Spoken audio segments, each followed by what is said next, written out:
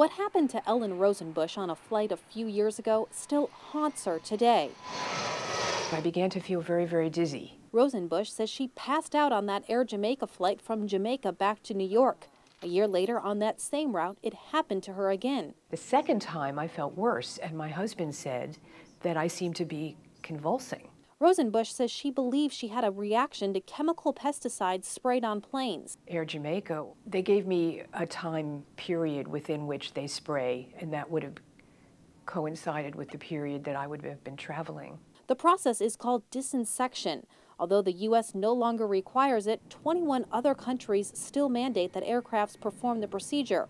The requirement for chemical spraying on aircraft comes from the country that is concerned about the effect that bugs that are brought in on the aircraft, insects or other types of bugs could have on their agriculture or on the health of the country. According to the U.S. Department of Transportation, some places such as Australia, Jamaica, and New Zealand require a residual spray of incoming airplanes.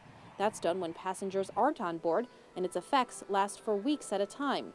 But in countries such as China and India, all inbound flights must be sprayed with passengers on board. In accordance with the World Health Organization, airlines use two kinds of chemicals that are found in common household insect sprays like these.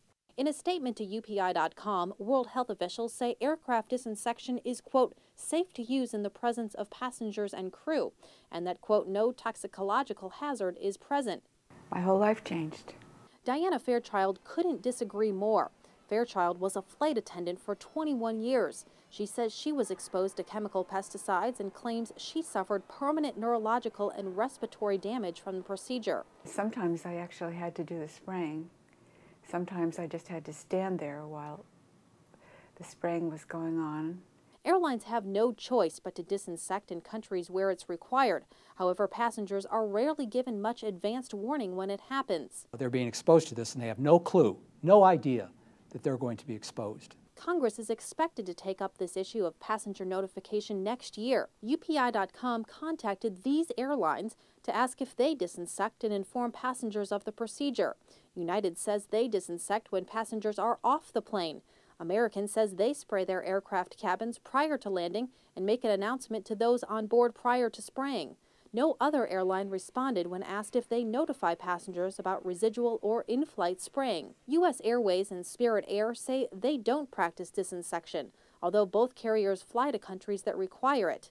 Other airlines did not respond to our request. Southwest Airlines, which flies only in the U.S. and therefore not mandated to disinfect, say their planes get sprayed quarterly with products approved by the EPA when passengers aren't present. If there is a insect problem on a particular aircraft at particular cities that might be occurring and the airline is at a loss to do something about it, they may put insecticide on the aircraft. In a statement to UPI.com, the Environmental Protection Agency says it, quote, doesn't permit disinsection in occupied portions of the aircraft, and, quote, currently there are no products registered for use in aircraft cabins. The U.S. government dropped the requirement that airlines disinfect more than 30 years ago because, according to the Department of Transportation, quote, it felt that there were more effective approaches to controlling insects. One of those approaches, air curtains. The air curtain is something that is totally harmless to people, but will achieve our objective of keeping harmful bugs and pests off the aircraft. Air curtains, which are used by stores and hospitals, blow fast-moving currents of air outward to keep insects from flying into the aircraft. The U.S. Department of Agriculture recently conducted research on air curtains for planes and found they're a viable alternative to chemical sprays. It's unclear when or if this technology will be implemented on aircrafts, but Fairchild says an alternative could have saved her a lot of pain and suffering. I became another person.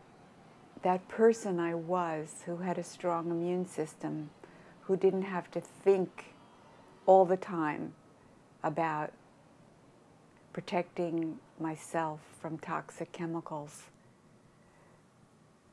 was gone. The World Health Organization stands by its research that disinsection is safe, but unless the procedure is outlawed globally, Rosenbush says she'll stick close to home. I was affected so much so that if I go back to Jamaica, I would be a little concerned about the time I was traveling. For UPI.com, I'm Kristen Volk.